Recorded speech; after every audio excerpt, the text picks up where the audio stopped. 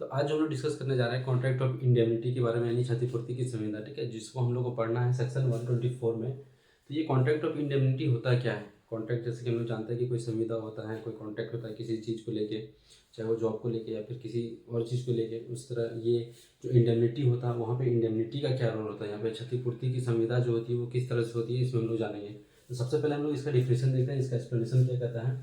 A contract of indemnity is a contract by which one party promises to save the other from loss caused to him by the conduct of the promiser himself or by the conduct of any other person। ठीक है, हम लोग तोड़ कैसे पढ़ते हैं। एक contract of indemnity is a contract, मतलब क्षतिपूर्ति की संविदा वो संविदा है by which one party promise to save the other, जहाँ एक पार्टी किस क्या क्या करता है, सेव करने का करता है किसको, दूसरे को, from loss cause to him, अगर किसी तरह का नुकसान उसे होता है किस वजह से, by the conduct of the promisor himself, अगर उसके आचरण की वजह से, यानी कि जो वचनदाता है उसकी वजह से जो ये कह रहा है कि अगर तुमको किसी तरह का नुकसान होगा तो उसकी भरपाई हम करेंगे। और क्या रीजन है, और by the conduct of any other person, यानी कि और तीसरा भी कोई व्यक्ति अगर है जिसके कारण से अगर तुम्हें किसी तरह की क्षति होगी तो उसका भरपाई कौन करेगा, वो आदमी करेगा। कौन? जो ये वादा कर रहा है कि अगर तुम्हें किसी तरह का नुकसान होगा तो। ठीक है, हिंदी में देखते ये क्या कहता है। क्षतिपूर्ति की संविदा एक ऐसी संविदा है जिसमें एक पक्ष दूसरे पक्ष से यह वादा करता है कि यदि उसे वचनदाता के स्वयं के व्यवहार से या किसी अन्य व्यक्ति के व्यवहार से कोई हानि होता है तो वह उस हानि की भरपाई करेगा। ठीक है, यानी कि एक जो व्यक्ति है, एग्जाम्पल देखते हैं यहाँ पे। सबसे पहले जानेंगे कि जो वादा करता है, जो उसे क्या हम लोग क्या करते हैं, क्षतिपूर्ति करते हैं, यानी कि इंडेमनीफायर कहते हैं। दूसरा क्या है, इंडेमनिटी होल्डर, यानी क्षतिपूर्तिधारी, जिसको बोला जाता है कि तुम्हें कोई नुकसान होगा तो उसका भरपाई हम करेंगे, यानी क्षतिपूर्तिधारी वो धारक होता है। ठीक है, तो इसमें एग्जाम्पल देते हैं किस तरह से एक व्यक्ति दूसरे व्यक्ति को वादा करता है कि अगर तुम्हें किसी चीज़ का नुकसान होगा तो किस तरह से मतलब भरपाई किया जाएगा। एग्जाम्पल देखते हैं कि अगर एक बैंक है जहाँ पे, ठीक है, एक मोहन नाम का व्यक्ति है, यहाँ पे इसका बैंक पे इसका खाता खुला हुआ है, किसी कारण से इसको पैसा निकालना रहता है। बैंक जो होता है इसको एक चेक देता है। ठीक है, तो इसको जब चेक देता है तो मोहन जब चेक लेके घर जाता है तो रास्ते में उसका चेक खो जाता है या किसी कारण से उसको जो चेक जो है नहीं मिल रहा होता है। तो मोहन क्या क्या कहता है, फिर जब बैंक के पास जाता है वो कहता है कि जो मेरा चेक है वो किसी कारण से खो गया है, ठीक है, वो मिल नहीं रहा, तो आप मुझे कैश में पैसे दे दीजिए।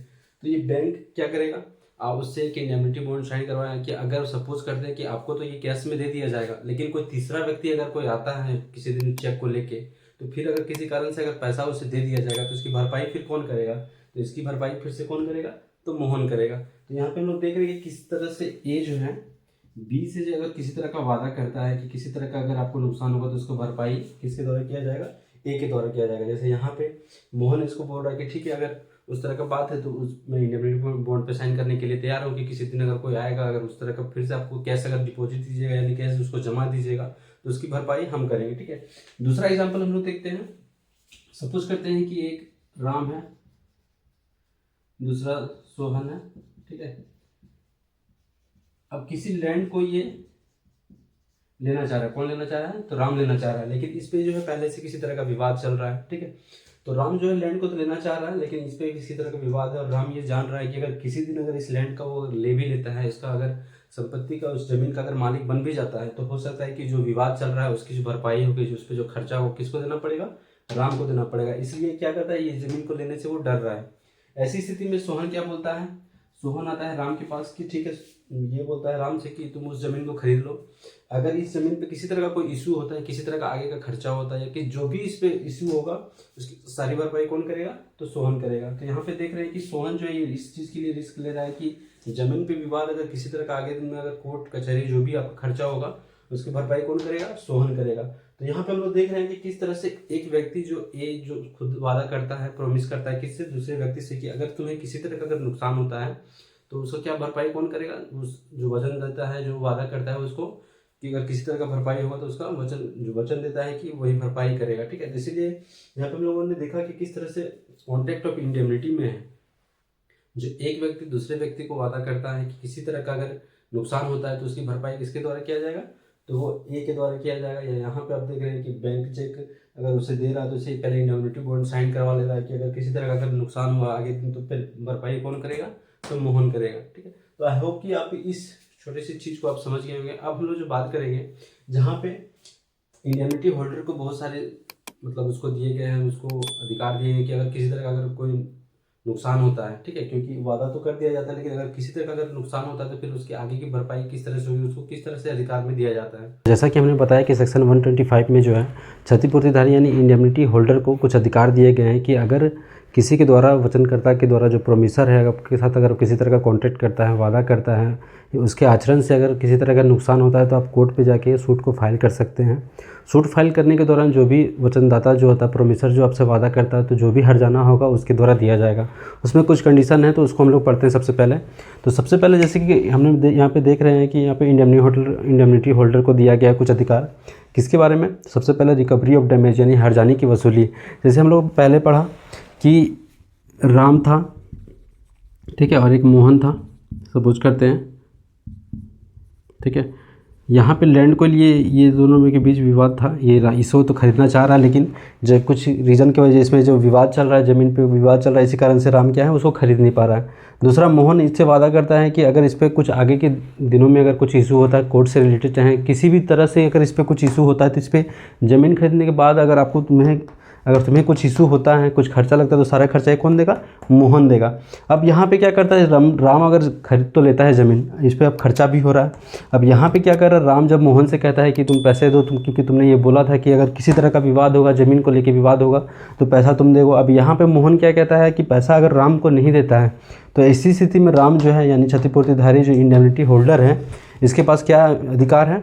रिकवरी ऑफ डैमेज, क्योंकि इस पर जो इसका खर्चा हुआ है, इस रिकवरी ऑफ डैमेज यानी हर्जानी की वसूली, क्योंकि इसको मजबूर किया गया है यहाँ पे कोर्ट पे आने के लिए, सूट को फाइल करने के लिए। तो ये मोहन क्या करेगा? इस लैंड पे जितना भी विवाद पे जो भी खर्चा हुआ, ये रिकवरी ऑफ डैमेज के अनुसार उसे पे करना होगा। किसे? तो राम को पे करना होगा। दूसरा क्या है? रिकवरी ऑफ कॉस्ट, लागत की वसूली। दूसरी बात क्या कहते हैं, जब सूट फाइल होने के बाद जो भी कोर्ट कचहरी में उसका खर्चा होगा, जो भी जजमेंट होगा, जो डिग्री होगा, वो तो बात की बात है। उसमें जितनी भी सारे प्रोसीड्यूर है, सारी जितनी प्रक्रिया है, जितनी भी खर्चा वो फिर कौन देगा? वो भी मोहन के द्वारा दिया जाएगा। तीसरा क्या है? Recovery of sum paid under compromise. Suppose करते हैं कि किसी दिन इन दोनों के बीच कॉम्प्रोमाइज़ हो गया किसी चीज़ को लेके कि ठीक है आगे जो होगा जो खर्चा है, ठीक है, मैं देने के लिए तैयार हूँ। तो कोर्ट में अगर किसी तरह का समझौता भी होता है तो उसका खर्चा भी मोहन के द्वारा दिया जाएगा। तो हम लोगों ने देखा कि किस तरह से अगर राम से अगर मोहन किसी तरह का वादा करता है ज़मीन को लेके, तो अगर वो अपने वादे से मुकर जाता है किसी कारण से, तो राम के पास यानी इंडेमनिटी होल्डर के पास क्या है? उसके पास ये अधिकार है कि वो कोर्ट पे सूट को फाइल करे, ठीक है। जब कुछ कंडीशन होते हैं, सारी कंडीशन को फुलफ़िल कर दिया जाता है, यानी मोहन के अगर किसी तरह का कंडीशन भी रखता है तो ऐसी स्थिति में सारे कंडीशन को निर्देश को क्या करना चाहिए? राम को फॉलो करना चाहिए। कि इसी स्थिति में आप कोर्ट पर अगर सूट फाइल करते हैं तो इस बात का ध्यान रहे कि अगर जो प्रोमिसर है, अगर किसी तरह का वादा जो किया हुआ जो कॉन्ट्रैक्ट है, वो सारे कॉन्ट्रैक्ट के अकॉर्डिंग हो, ऐसा नहीं है कि वो कॉन्ट्रैक्ट से अलग हट के हो, ठीक है। यानी जो भी निर्देश दिया गया वो कॉन्ट्रैक्ट का उल्लंघन ना हो। तो ऐसी स्थिति में क्या करेगा? इन तीनों जो चीज़ें हैं, जो तीन कंटेंट हैं, ठीक है, इसके अनुसार क्या करेगा? मोहन जो उसकी भरपाई करेगा, उसके हर्जानी की वसूली करेगा, चाहे वो सूट में जो फाइल किया गया, ठीक है, उससे पहले जो भी उसकी भरपाई की गई है, मतलब जो खर्चा है वो उसकी भरपाई करेगा। इसके अलावा जो कोर्ट में जो लागत है, जो कोर्ट कचहरी के दौरान जितना भी प्रोसीड्यूर होता है, जो सारी प्रक्रिया होती है, उसमें भी सारी खर्चा जो भी लगेगा वो भी उसको पे करना पड़ेगा।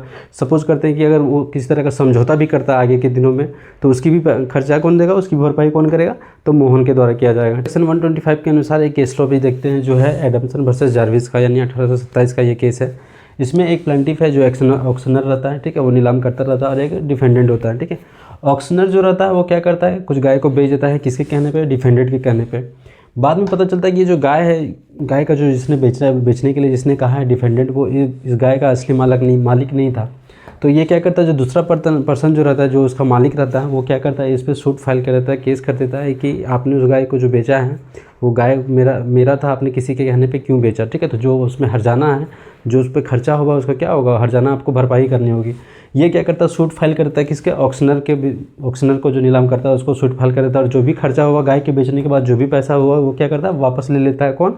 तो जिसका गाय था, ठीक है। यहाँ पे ध्यान रखिएगा, जो बोला गया है किसी और के द्वारा कि उस गाय को बेच दीजिए, जो पैसा होगा वो आप मुझे दे दीजिएगा, लेकिन जब बेचने के बाद जो पैसा होता है बाद में पता चलता है कि गाय जो है किसी और का है, उसका नहीं है। और क्या करता है, पैसा जो है कि उस आदमी को दे देता है जो फ़ोन करके बोलता है कि गाय को बेच दीजिए।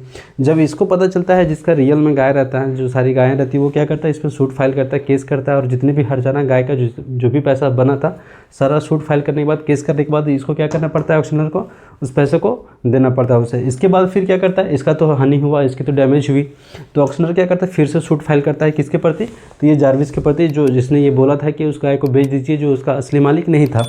जब वो सूट फाइल करता है किसके, प्रेयर ऑफ डिपेंडेंट, उसका कहना था कि किस, मतलब उसका कहना था कि वो जो बोला गया, किसके द्वारा बोला गया, डिफेंडेंट के द्वारा, कि गायों को बेच दीजिए, कहने पे बेचा गया। कोर्ट क्या निर्णय देता है, इम्प्लाइड इंडेमनिटी यानी निहित क्षतिपूर्ति। ये ज़रूर बात है कि यहाँ पे डिफेंडेंट का ये कहना था कि वो लिखित तौर पे नहीं था कि उसने उस गाय को बेचा, ये बेचने बोला या नहीं बोला, लेकिन कोर्ट का ये मानना था कि यहाँ पे आप इस चीज़ को आपने बोला है उस चीज़ को बेचने के लिए, तो वहाँ पे आपको ये फ़र्ज़ बनता है यहाँ कि आपने जो है निहित आपने ये इस चीज़ की सुरक्षा लिया था कि किसी तरह का अगर नुकसान होता है तो उसकी भरपाई करना पड़ेगा। सपोज़ पहली बात तो ये कि इस जो वो असली मालिक था नहीं, तो आपको ये भी कहने का अधिकार नहीं था कि वो आप उस गाय को बेच दीजिए, क्योंकि जो उसका मालिक था ये बोलने का अधिकार तो उससे है, लेकिन आपने उस चीज़ को नहीं बोला।